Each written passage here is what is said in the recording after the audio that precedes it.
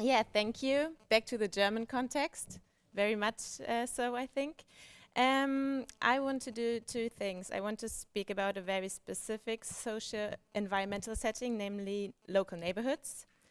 And I want to argue that local neighborhoods do not only provide different learning opportunities for children, but that they importantly structure how local organizations, including schools, work. And that as a result, we see different organizational practices in different neighborhood types, and that this can add to ideas of inequality in the city. Okay, and I hope, and I'll try to make sure that this links back to many of the debates we've been having over the last 2 days. Okay, to start with, what's surprising is that while parents seem to be very convinced that neighborhoods are crucial for the education of their children, at least in urban sociology, we know theoretically and empirically relatively little about how exactly organizations might adapt to their local context in their practices. So we know about outcomes, but how a specific neighborhood context links back to what professionals do is less well understood. And I would argue this is because overall theories that have focused on neighborhood inequality haven't been crazy about organizations. Like a lot of the studies on neighborhood effects very much focus on interresidential processes. So the interest is in what happens to social capital in different neighborhoods, or their cultural approaches. So basically neighborhoods add to inequality because they foster specific deviant cultures, and there's also a culturalization of poverty there. And there are studies that are interested in collective efficacy. So how well do neighborhoods manage to organize collectively and fight crime or improve themselves? So one argument that could be made is, in general in urban studies, we haven't probably focused enough on organizations and how they distribute resources in the city. And I would argue this is also true for urban research, at least, that has focused on schools. So again, the interest, or if scholars try to understand how urban space and schools interact, the main question is not how do neighborhoods impact on organizational practices, but very often the interest is in how do neighborhoods structure access to specific schools, and the other way around. So if I have a specific school, what does this mean for families' residential choices? Then there's a bunch of studies that are interested in how specific social compositions impact on what's happening between peers or peer learning. And more recently, there are studies trying to establish which context is more important. So is it the neighborhood, or is it the school? Is it both? So yeah, the dominance of either or. And overall, I would argue there's a tendency to focus on outcomes more than on processes. Okay, and I was interested in figuring out, or in theoretically conceptualizing how neighborhoods might impact on organizational practices. And there we come back to the institutionalism that we just heard of. So basically this, it's not only urban studies that have not been in love with organizations, it's pretty much also the other way around. So if you look to organizational studies, they have been less and less interested in the local context by basically arguing, as we just heard from Doug, that there are like broader political, cultural, institutional pressures that make institutions similar. And I think we will pretty much agree on that. Like there's the school law, there's a curriculum, teachers are trained in similar institutions. And also if we look at schools, most schools just more or less look alike. Like you will be able to identify a school if you see one. So even though new institutionalists then argue that schools look alike, what happens is that there's a rejection of if there's also something to the local context, or the meaning of the local context in these institutional constellations. And I would argue that this is exactly where it becomes interesting, because I think most of us will also agree that you can implement a similar institutional intervention with different effects. So if you start to do standardized testing, as we just argued and talked about, this will have different effects in a very poor deprived neighborhood probably than a very privileged rich neighborhood, right? So it's actually this intersection of local context and institutional pressure that might bring about different organizational practices and organizational neighborhood inequality. And to capture this, I'm try to combine new institutionalism with Bourdieu. And I will be very, very brief here. But basically, through this talk, I will understand schools as fields, because this allows me to think about different power position and social positions within the organization, and at the same time have a concept that's open to broader institutional pressures. And the second step is, the idea is, if you work in a field that is structured in a specific way, this will do something to your professional understanding, assumptions, and practices. And if you go along to this point, then we can look what that means empirically. So for the rest of this talk, I will focus on two questions. The first is, how do different neighborhood contexts shape schools as fields, if they do so? And the second is, what does this actually mean for how professionals understand their jobs, act, interpret what they see on the ground? Okay. And then some brief words on the research design and the data. You might have guessed that this is a qualitative work. I did a most similar case study, and I combined two primary schools and contrasting neighborhood settings. So one of my neighborhoods it's not actually called Cross Square, but I will call it Cross Square here. It's a deprived inner city neighborhood in former West Berlin. It's super diverse, it's poor, it has social problems.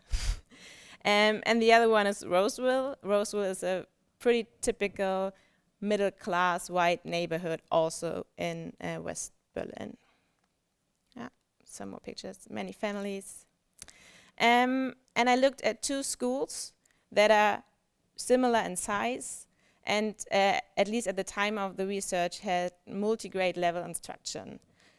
So I tried to pick two schools that were in their pedagogical understanding pretty similar.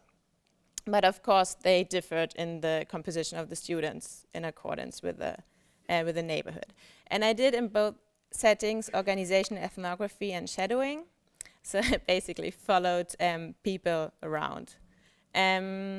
Teachers, social workers, and the headmistress for 2 to 3 weeks. And I did this for 6 months in both schools. And I also did more structured, in-depth interviews with teachers and parents. Okay. And based on this empirical material, I would argue that neighborhoods are important for how schools as field get structured in 3 ways, and I want to talk about all 3 briefly. So one is neighborhoods are social units and come with social compositions. The second is this idea that neighborhood have symbolic meaning, and the third is neighborhoods are also, at least in the German context, administrative units. Okay. So we start with a social composition. What you see very often in the debate is that if we speak about social composition, it's about the students and peer learning. But I would argue that the social composition of the neighborhood that is mirrored in the school has very important effects for the power positions within the school as a field. So in Roseville, in my privileged neighborhood school, parents are very strong actors. So they have high social, cultural, economic capital. They have a high social position.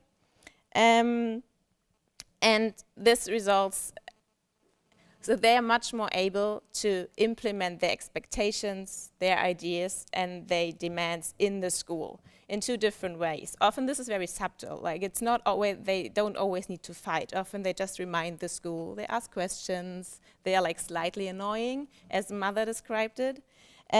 Whereas in Cross Square, parents can't fulfill this function, even if they try. And I have a quote here from a mother who moved context. Luckily for me, she just moved from one school to the other.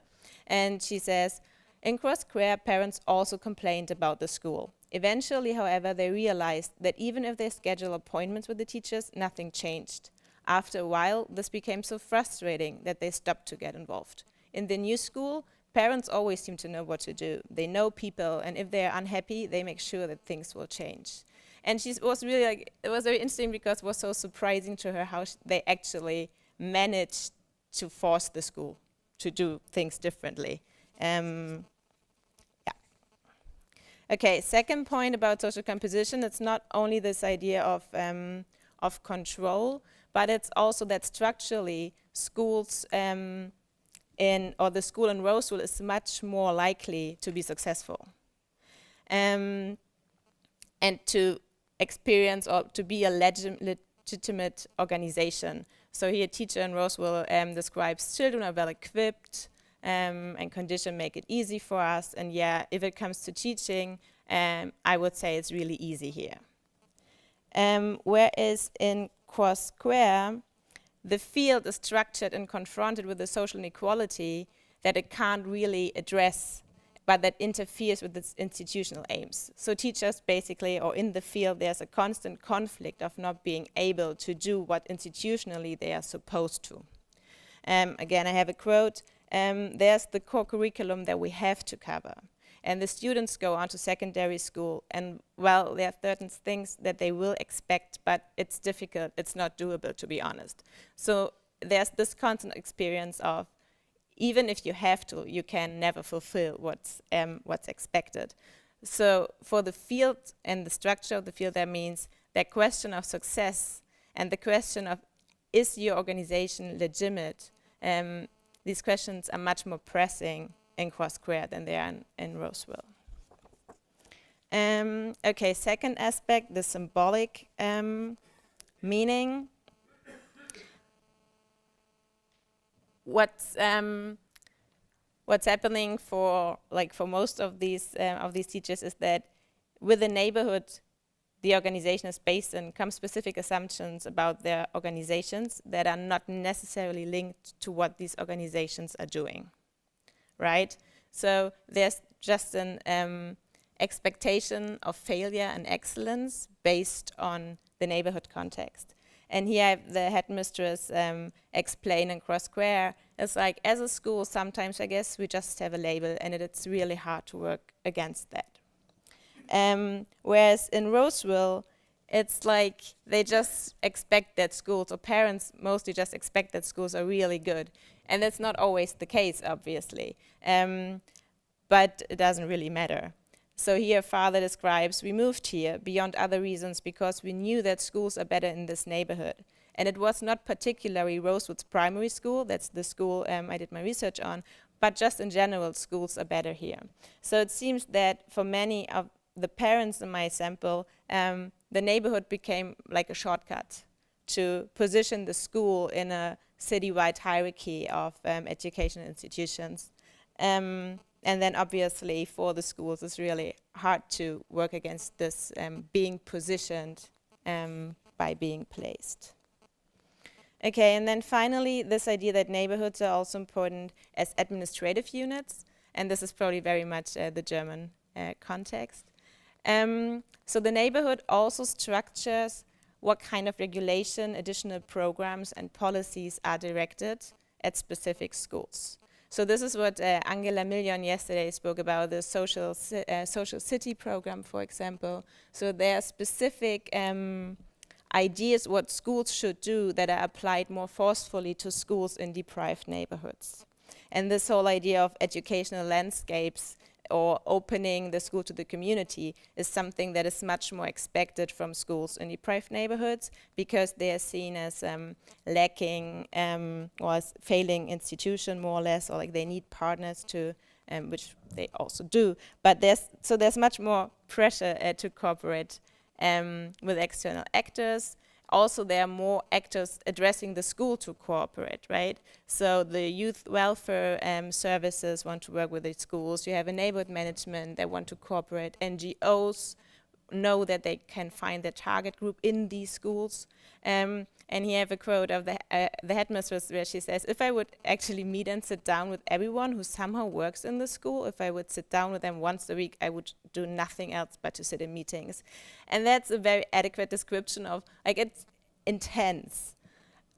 the amount of interactions, people coming into the school, volunteers, program, projects, whereas in Roseville, the headmistress was like, I don't really know what you're talking about with cooperation, like that's not that work intense here. And that's not only due to the fact that they cooperate or don't cooperate, but in both neighborhood contexts, you see very different specific kind of cooperations.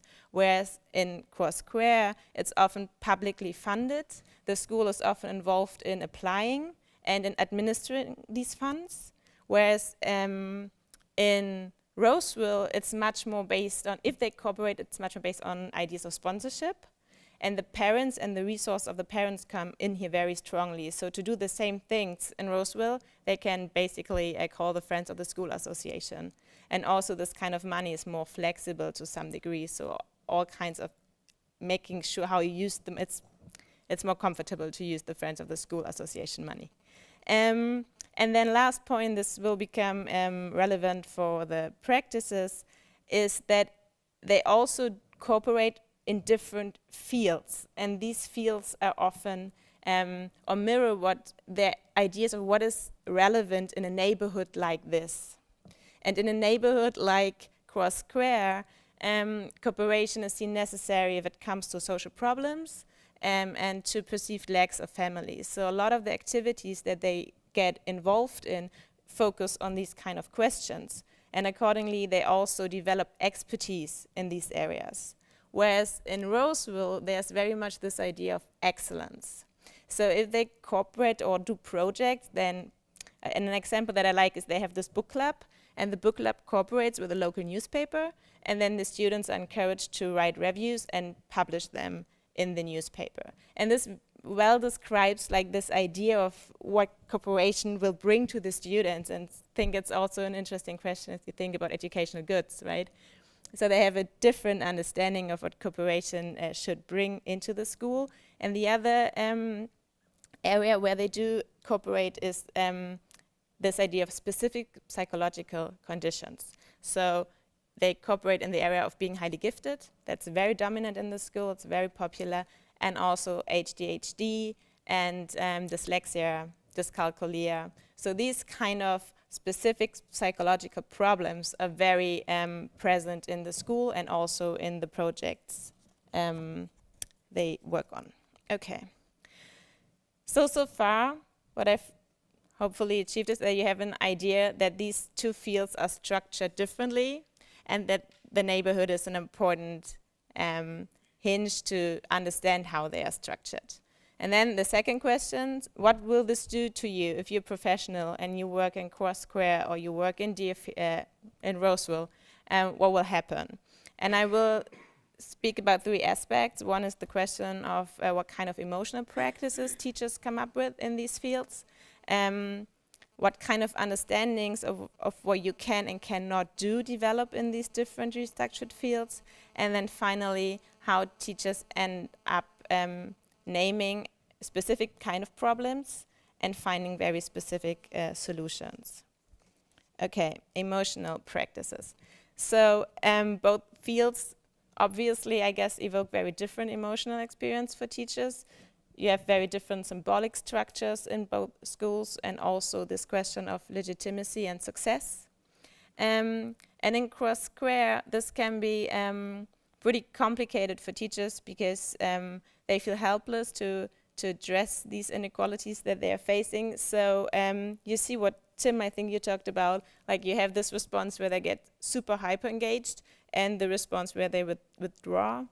But in both, I would argue, is a basic acceptance that comes over time that you can't save them all. So you might focus on some that you then advance, or you might focus on no one, but there's a basic understanding that you will never manage to reach all of them. And that's not necessarily, so it's not, yeah. And I have 2 quotes here. So in the first 2 years, I cried every day after school, but after a while, I realized that I'm neither helping myself nor the children if I give in into that feeling. Or with time, you know, frustration gets better. You get used to the fact that you can't save them all. And I think that kind of describes this, like, getting used to the structural conditions and adapting. And in Roseville, the teachers can't do that, and they don't have to, because structurally it's a different situation. And here, pressure rather results from this idea of like, you have to achieve, and you have to make sure that you support them all, because you can't really, with the parents and the symbolic structure and the institutional expectations, you can't really afford to not. You can't fail, or if you fail, then you have a problem, basically. Okay, then second aspects, how do these fields structure teachers' ideas of what they can and cannot do? Where you see there's a very different, or the degree to which parents are present in teachers' daily considerations, that's very different in both fields. And it's not always very direct, but very subtle. So in cross-career, if they talk about the other schools, if they talk about neighborhoods over there, like in Roseville, then they're actually pretty glad that they don't work there.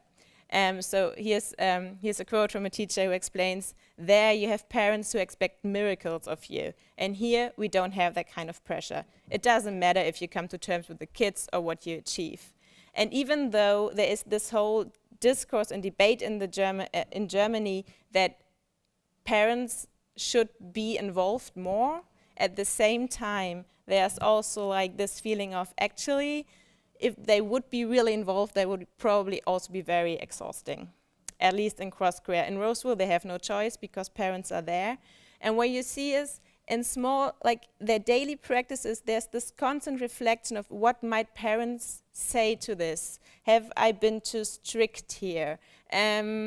Even like with me, when I made a comment, we were on a bus and everyone was tired and the children started to scream, and I said something like, let's just not go there, like that's super exhausting. And then this teacher said to me, like, you can't make these kind of comments in front of the children because it will find its way to the parents and you don't want that to happen.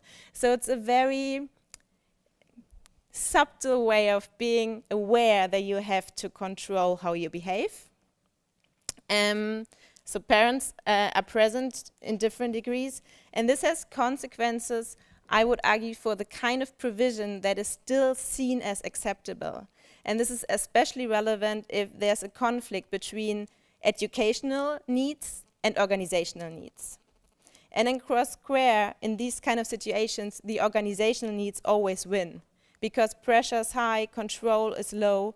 And here I have a quote of a teacher who says, the bottom line is to keep things running. And at the end of the day, it's about that and not about the quality of our work. And I think this is very much true, and there were incidents where it's also quite shocking, like how low standards can fall. Like there are still lessons, but teachers might not teach, or everyone will be asleep, or and then children end up being really unprotected in a way. Whereas in Roseville, this is pretty much like this can't happen, because there's this awareness that parents watch, and also parents will intervene at some point. So there's a limit of how low standards can fall. And teachers are also reflexive about this. So here the head of the school says, the positive thing about active parents is that it really helps you to meet certain standards and regulations and to always be in line with the school law and not to make compromises. And this is not only the case for practices of teaching, but probably even more interesting for how they treat and address children. So the right tone of how you can talk to a child or cannot talk to a child, this is completely different in Roseville and in cross-career. And sometimes if teachers change context, they really have to adapt. Then there's some like, like the way I speak to students is not acceptable in Roseville. And then they realize how they got used to how rough they had become in their former schools.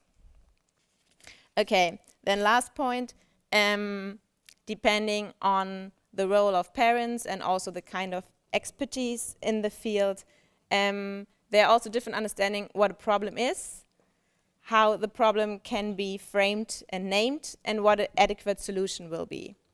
Very basically, in Roseville, a problem starts earlier. So here I have a teacher explaining, around here, even if children are only a bit slower in their learning process, action are taken. Whereas in Cross-Square, not succeeding is pretty much normal. It's just what they see every day, so it doesn't necessarily create a response. So again, a quote, "We can't turn our children into geniuses. Here we need to be happy if they learn to say thanks and please and somehow manage life." But it's not only what a problem, like what is defined as a problem, but even if they observe similar behaviors, if children start to show behavior problems or don't learn to write and read, then how this is framed is very different. And in Roseville, individual psychological conditions, as I said, it's very present. Teachers talk a lot about it. They test them. If you don't learn to write in Roseville, you will be tested for dyslexia. Like the school will suggest it, other parents will suggest it, and then they will just do it. And they're also very interested in new forms of like being specialists. This teacher explains like hypersensitive children were like a big topic during my time in the school. Whereas in Cross-Square, at the same time, the family and the social condition of children are seen as not relevant in a neighborhood like this. And teachers also don't really know how to react to this and how to address these kind of problems, because they don't know how to call the youth welfare service because they've never done it. So it's just not a route to achieve a solution that they would take. And in Cross-Square, this is a quote from a teacher that I talked to about dyslexia, because I was a little bit surprised, because in Roseville we talked about dyslexia all the time, like it was so present. And then I asked her, okay, but do you even think about this? Like, how do you address this? And then she said, personally, I reject testing for dyslexia. And there's a simple reason for it. Our children have language problems. They don't suffer from dyslexia, and it is clear that they will never be able to write really well. That is just how it is. They don't have dyslexia. And it's very interesting because theoretically it's possible to distinguish between second language learning problems and dyslexia, but it's just like the natural explanation that makes sense to her, and the other one just does not. And it's pretty much the same with behavior problems. In Roseville, they will always and pretty much immediately test for being highly gifted if a child behaves strange. And in Cross-Square, even if people suggest testing them for being highly gifted, teachers will often resist these ideas because it makes no sense to them. Okay. And then solutions are also developed accordingly. So in Roseville, there was a lot of medication going on, whereas in Cross-Square, the child welfare agency and the police were like regularly around. Okay. And then to conclude, so I think it's interesting and important to think about how neighborhoods in their multi-layers shape organizations, not only schools, but probably also other forms of organizations. And these different practices are not necessarily neutral. It's not just that the school works differently in Cross-Square than in Roseville, but has effects for like children and their chances in the educational system, but probably also broader than this, especially if we think about how children learn, how organization will treat them, and what that probably also means for their willingness and ability to engage in organizational settings later on. And I think here the idea of organizational neighborhood inequality is important. And then I had some thoughts about the other discussions we had yesterday. So I think we debated about this question: do we then need, or what do we mean, what do we make of this in a practical sense? So do we need middle-class parents in all schools? Is this the only solution to achieve this kind of implicit form of control? Are there other measures that can be thought of, like empowerment programs for parents or other forms of control? For the question of symbolic violence or not being valued as an organization, I think this idea of urban design that Angela Million spoke of is very interesting. So, and also the participatory planning, like what can it mean to a school if suddenly they get so much attention and quality. And then a final remark about this idea of place-based solutions. I think if we start to invest more in educational landscapes and this idea of connecting actors, it's really important to also think about the unintended consequences. And I think an important unintended consequence is the question of where do the resources for these kinds of cooperation come from, and do we put additional stress on organizations that are already stressed out? And the second aspect I think that's very important is if we want schools to specialize and to develop specific content and place-based specific expertise, then we have to also think about what that means for what they do not see and how this potentially can also increase inequality. Thank you.